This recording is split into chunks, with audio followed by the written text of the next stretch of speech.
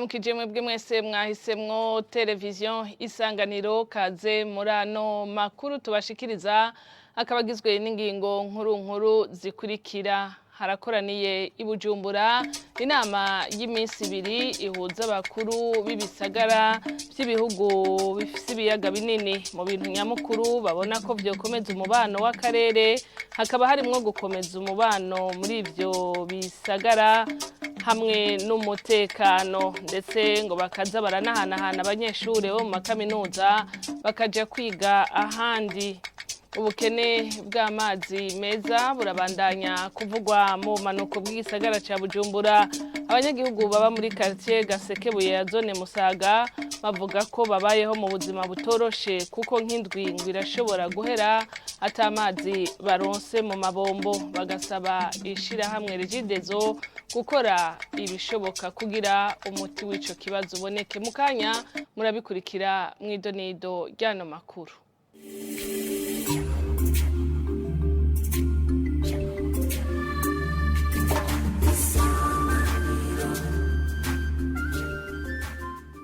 Dasubiye kubaramutsa. Gukomeza mubano amahoro n'umutekano mu bisagara vy'ibihugu by'ibiyaga binini hamwe no kuza barahanahana abanyeshure bo mu makaminuza ni bimwe mu vyokomeza umubano mwiza w'akarere. Nivyashikirijwe na Jimmy Hatungimana, umukuru w'igisagara ca Bujumbura, kuri uyu wa kane mu nama yamuhuje n'abakuru b'ibisagara vy'ibihugu bifise ibiyaga binini. Yanavuze ko guhagarika kurihisha amafaranga yo gupima umugera wa COVID-19 biri mu vyafashije yuko abakenyezi n'abigeme bakora urudandazwa njabukamazi vyoroshe. Twaragiye hamwe nk'abajejwe intwaro mu bihugu bitatu bitandukanye, aho twagomvye ko amahoro n'umutekano vyosasagara mu bihugu vyacu. Rero icyo tugiye gukora ca mbere ni ugukomeza umubano, ni ugukomeza amahoro n'umutekano mu bo tujejwe na ku mipaka. Rero ikindi tugiye gukora naho vyari vyatugoye nuko twagowe n'ikiza ca COVID-19 aho cazingamitse ibihugu vyose n'ivy'iwacu bitavuyemo. Rero ivyo twamaze gukora kandi tuzobandanya dukora nuko amagara y'abantu tuzoyahagararira cyane gose, kandi no baremesha ko nk'ikiza COVID-19 coco cari carabujije abantu gutembera mu bihugu bitandukanye, ariko twaragize ibishoboka byose kugira ngo ico ibipimo canke kubuza abantu kujabuka kubera kuriha amaheru kunuku na kuriya, twaragerageje turabikura mu ngiro kugira ngo abene gihugu b'ibihugu vyacu batembere mu bihugu bagira urudandazwa mdengambibe ata nkomanzi. Murazi ko rukogwa n'abadamu canke abigeme. Uno munsi nta ntambamye ntonya dufise, kuko baragenda bakadandaza bakagaruka ata kintu kibakomye na gatonya.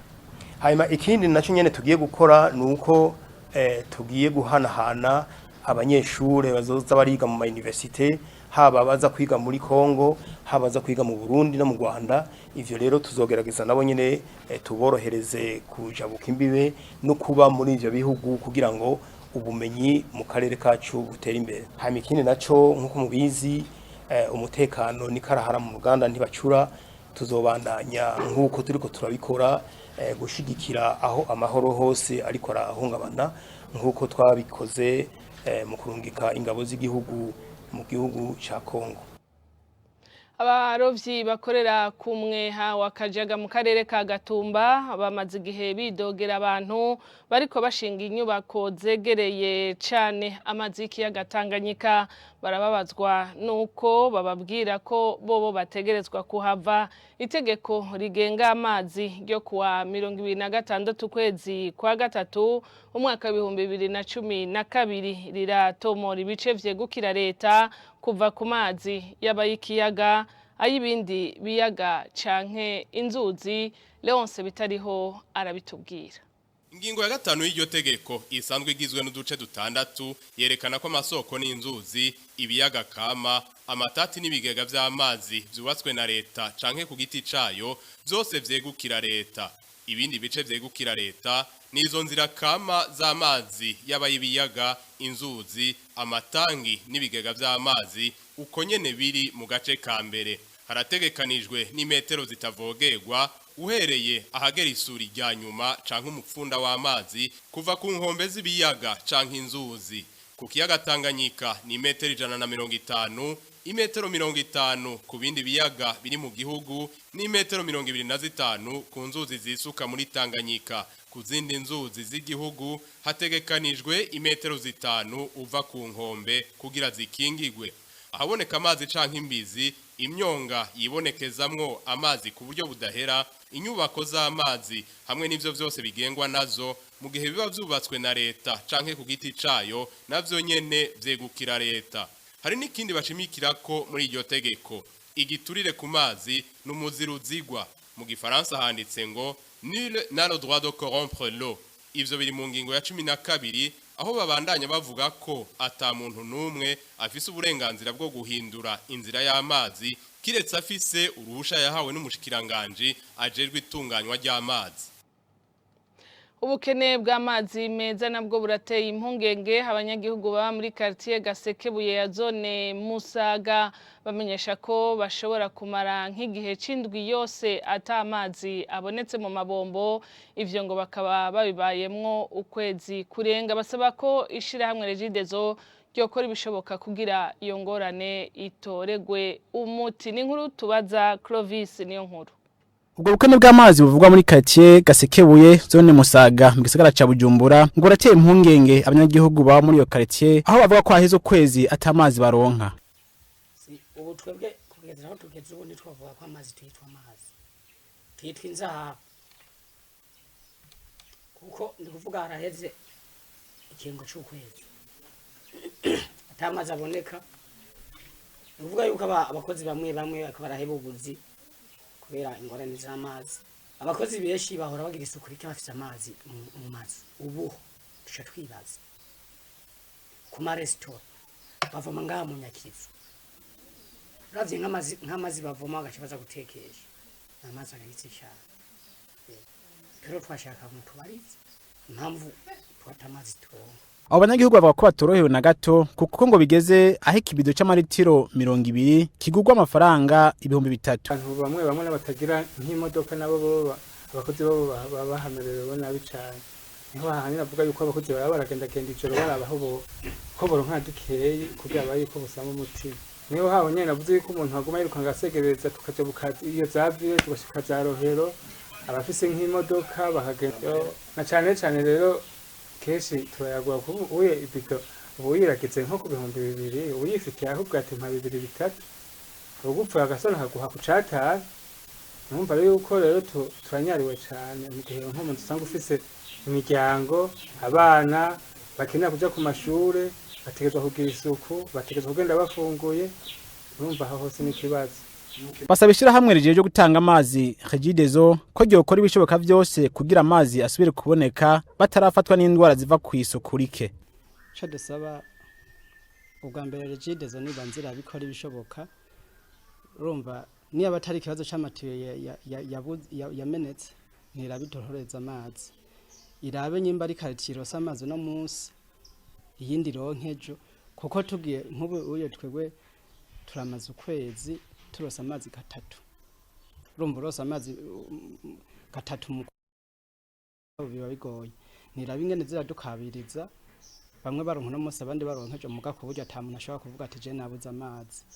Urabona gushika nk'ubu hagati ca Bujumbura urumva bisaba uburyo umuntu muto biragoye. Ivyo biruko mu gihe umuyobozi wa Regidezo Engineer Jean Albert Manigomba yavuze ko iryo shirahamwe rigiye gutunganya inzuzi ziva mu misozi kugira zisahirize mu gutorera inyishu ico kibazo c'ubukene bw'amazi.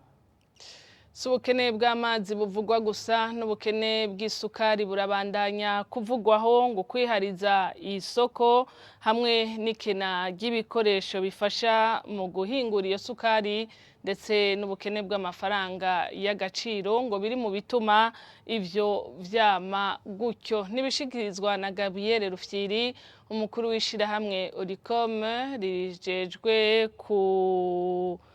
rirwanya abagibiturire n'isesagurwa ry'amatungo ya leta asaba umukuru w'igihugu gushiraho umugwi w'abahinga bigenga woshobora gutorera umuti ico kibazo ndetse n'ibindi nk'ubukene bw'igitoro.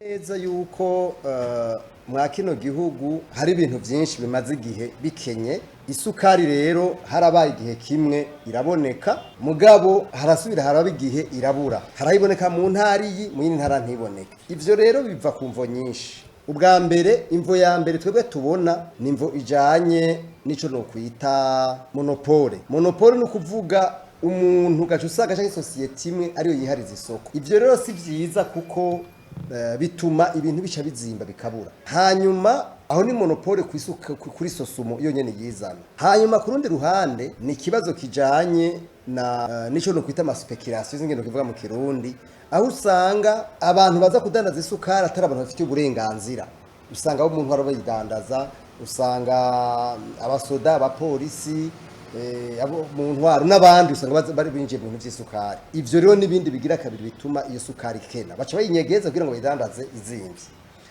ibigira gatatu bituma isukari kena nivyo jiwe no kwita les matières premières kugira ngo isukari iboneke ntibonekera gusa kubera sosumo yayihinguye hariho ibintu bikenerwa matières premières bisa amadovize ivyo navyo ni ikintu kiri gatatu nibaza ko gituma isukari ibura mugabo rero ivyo igituma mvuze ico ca gatatu ca matière première nuko no muri Brarudi murazi ko bishika nayo rirafise ivyikori gakenera matière première murazi bidandazo vya Brarudi ko bikunda gukena isima ya Buseko igikorirwa ngaha mugabira bura ibidandazo kubera ico kibazo ca matière première rero ivyo bibazo byose mu gutora umuti nuko leta yugurura hanyuma kandi hakaboneka amafaranga y'agaciro kugira ngo ivyo bintu abantu benshi babijemwe kandi baronke n'uburyo twebwe tuvuga tuti umukuru w'unashira umugwi w'abahinga bigenga bamufashe gutanga intumbero na twebwe nibadusaba umuntu muri Oricom tuzomutanga aze kugira icyo afashije gushiraho ubuhinga bwa none ku bitaro vy'akarere k'ubuvuzi ka Rwibaga ni muri komine ya Mugongomanga ngo vyarazanye akarusho mu bijanye no gutunganya amadosiye y'abitura ivyo bitaro biremezwa n'umuyobozi w'ibitaro mu gihe kuri uyu wa gatatu hari hatunganijwe umunsi ujanye no kurabira hamwe imigambi irangurirwa hamwe n'ibihugu vyo ku mugabane wa Buraya muganga Makebuko Gratien arashima kandi inyigisho zahawe abaganga biciye muri iyo migambi baradufashije kugira informatization y'ibitaro ivyo navyo bica bidufasha cyane mu gutunganiriza abagwayi uvuga ugiye kuraba imbere yuko ibitaro koresha zijya mashini nyabwonko mu bisata byose bitandukanye hari agahombo kanini kari kahari warasanga nk'akarorero umuntu agataha atarishe ntusubire kumubona iyo yajanye mugabo ubuye aho ibitaro bibereye informatize ubuye umuntu umugwayi yamusatorotse hirya yeje akagaruka canke haciye n'umwaka akagaruka yagiye atarishe ashitse ucumubona ko yagiye atarishe nuko abyo kwihenda biba birimo abe nababizi umva nkaho bica bituma ubutunzi bw'ibitaro bwisununura ikindi naco no mu gukurikirana abagwayi biratworohera amadosiye yabo biroroshe kare hari gihe wayaza aciye nk'amezi nkangahe gusanga dosiye y'umugwayi yatakaye kandi harimo by'umuntu yabayikeneyemo vyiwe ikindi naco n'umwanya wo kubatunganiriza waragabanutse ni muto aja kuronka imiti hakiri kare bivanye nuko kare yaca biravye aho yategerezwa guca kugira ashikire umuganga mwakira byatwara umwanya munini ko yatugikoresha impapuro amarogise umva zafata umwanya munini umuntu ari karandika n'ikaramu asubira yaja kuriha muri recouvement agiye kuriha naho nyene bagasubira kwandika ku mantu zenye ku maresi agenda akaja gashika mu ntuze aho yivuriza muri cabine naho nyene barinda kwandika n'impa ntuze ku mu marogise umva zaca bitwara umwanya munini wamuntu kiyaje kugirisha igipimo umuntu muri laboratoire umva mu service hose kwari ukuguma umuntu ari karandi uwo muri mugwayi yarashobora kuharembera utabibonye neza atara akiri mu nzu yari kazunguruka arondera kwivuza. Ikindi naco na formation badufashije hano vuga nk'umuntu baratagize nka formation muri santé mentale. Yindi formation yabaye ifise akamaro kanini cyane ku bitaro n'abene gihugu bari hafi ngaha canke abavuye handi turamaze kubona nk'abaza bavuye za Kanyosha baje kwivuza ino ko imbere y'iyo formation hari ibintu hariho ingwara tutavura ngaha ngubu dusigaye tuvurira ngaha. Amakuru twari twabateguriye kuri uno munsi ni hano duciye tuyasozerera nkabanda bashimiye mwebwe mwese mwadukurikiye shimira n'abagenzanje bamfashije gutorokanya ano makuru twabashikirije naho ku munsi wejo.